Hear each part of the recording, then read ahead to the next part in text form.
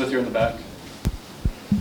Jasmine, you had a career night just from all aspects. What was that like for you getting to have that huge moment in this opening postseason game? I think starting off postseason, I think we were just coming off of a hard time, especially how we ended the season. So I think just my teammates being with us, like everyone just constantly sharing the ball. And today just happened to be my night with some of the shots I got up. So that's really to the team, just working hard.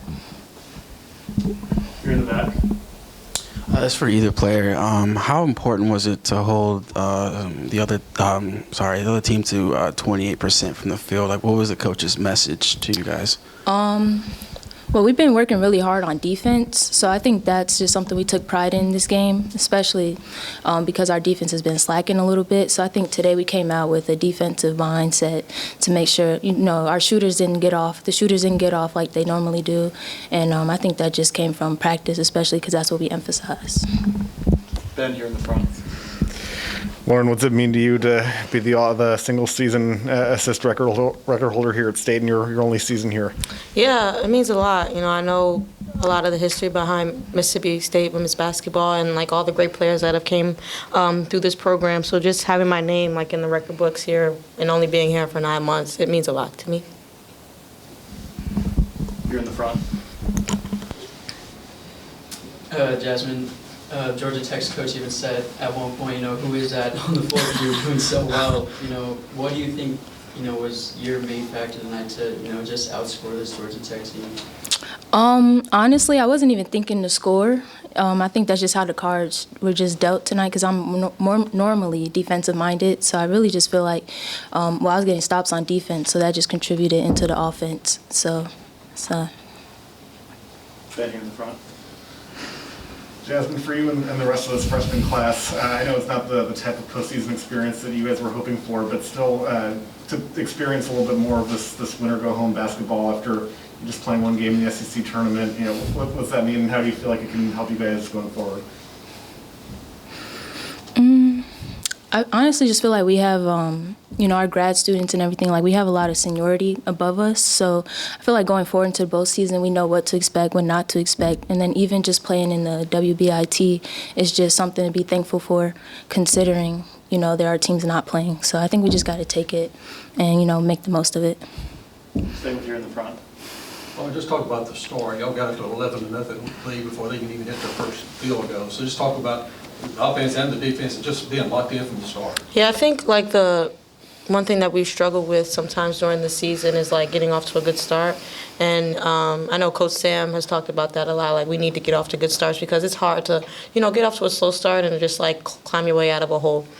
So I think we emphasize that a lot. Like as a starting five, like we have to start off well and give our bench something and give them momentum like coming into the game and stuff.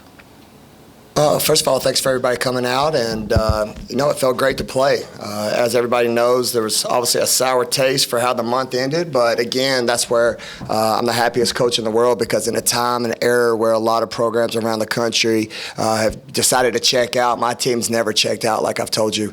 They're checked in, and most importantly, they're proud to put on that uniform. They're proud to represent this university, and they're playing their heart out. A time when a lot of people took spring break, my kids were in the gym, and it was great to see so many people step up tonight against a really good Georgia Tech team. But most importantly, I'm proud to see us get better during that spring break and actually come out and apply everything we did in that hard week of making sure that, we got a win here at home and played in front of our fans and excited for the good start. You're in the front. Coach, got off to 11-0 start and just talk about that and the players were just in here saying how that was a point of emphasis.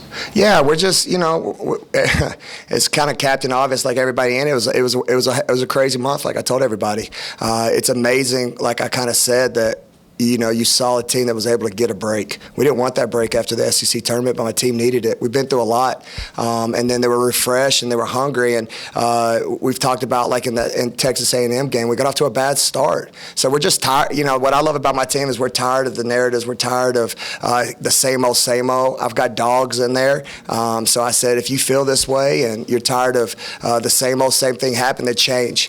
Come out and do something different. So I was proud for them to come out and punch somebody in the face. Elizabeth, here in the back.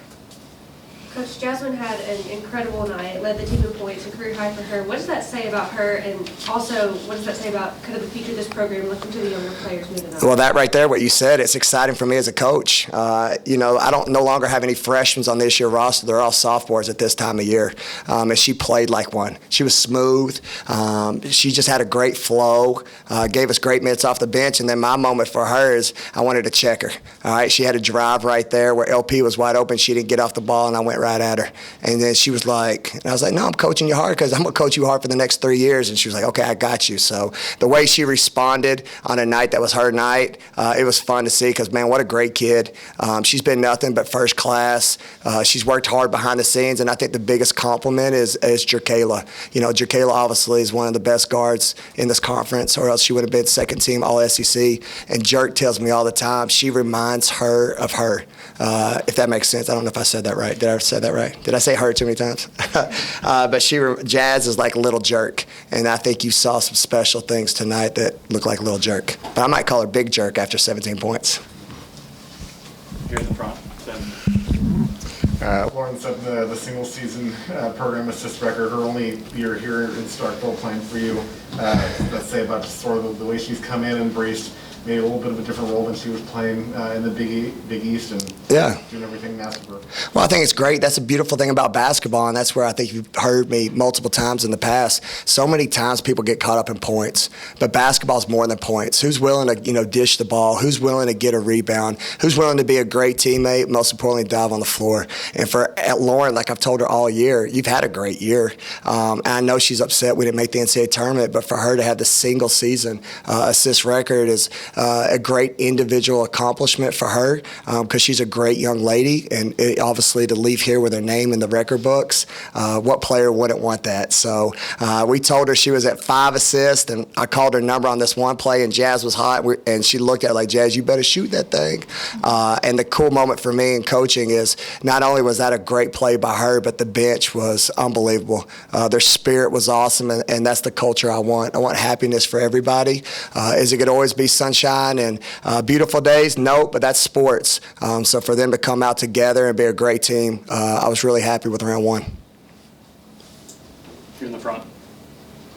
I brought it up with Jasmine, but the Georgia Tech coach said that she was shocked by how well she played because they haven't really watched her a lot on film because she hasn't played so many minutes. But I know you know the type of caliber player she is. Were you shocked at all that she scored this many points, or was it just a player she's always been? Yeah, no, I haven't been shocked. Probably, the reason Nell made that comment is because probably I'm a dumb coach for not putting her in more, all right? No, I'm proud of her. Again, it's just amazing when you have a week off how people can get better. And she's earned it. She went in practice, and she was just like, I'm here to compete. And that's what I want. I want people to compete and practice. I kind of talked about that in February.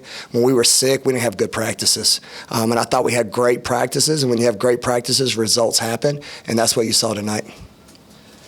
Late in the third quarter, your team's totally in control, and Auburn executes an inbounds, gets a breakaway, and Jessica could have just let it go, but she stands in and takes a charge. You talked all week about the kids wanting to play. That kind of epitomized they wanted to play. Yeah, man, yeah, 100%. I mean, again, she's one of the best centers in the country. She sacrifices her body.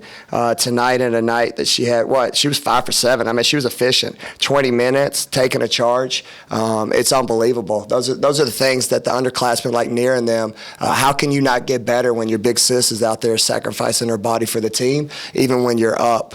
So, yeah, no doubt. I was really happy with that, and it just made for a night that we'll never forget tonight. And Coach, I know you've mentioned over and over about how much you guys want to play in these games. How important do you guys think these games are, for the longevity of this team? Yeah, it's everything. I kind of made the comment earlier this week when we had press. I'm a competitor.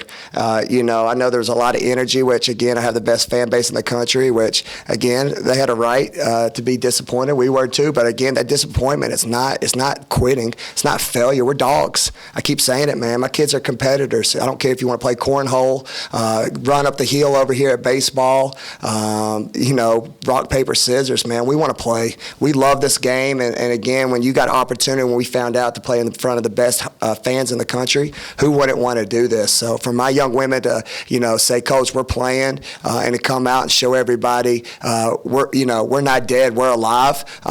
Now I'm challenging our fan base. I need you Sunday. All right, I talked about one of the coolest moments for me this year was the LSU game. All right, it's a night I'll never forget, and I think it's a night that everybody in this room will never forget. But TCU's good. I'm telling you right now, because that's definitely who won, right? Because we played at the same time.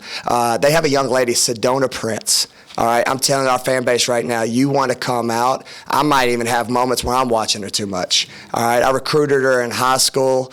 She is special. Our fan base has never seen anything like this. She's 6'7", can shoot the three, long, lanky. They're tough. They're tough. They had a phase like us where they were, I think, the top 25, and then they had some injuries. I don't know if everybody remembers, but they actually had to do a social media post to get 2 walk-ons because they had some, I don't think they had enough numbers. And again, it's going to be a war, but again, when you play here at home and our fan base shows up like no other, I like our chances. Any more questions for Coach? All right, thank you. Thanks, everybody. Appreciate y'all coming tonight.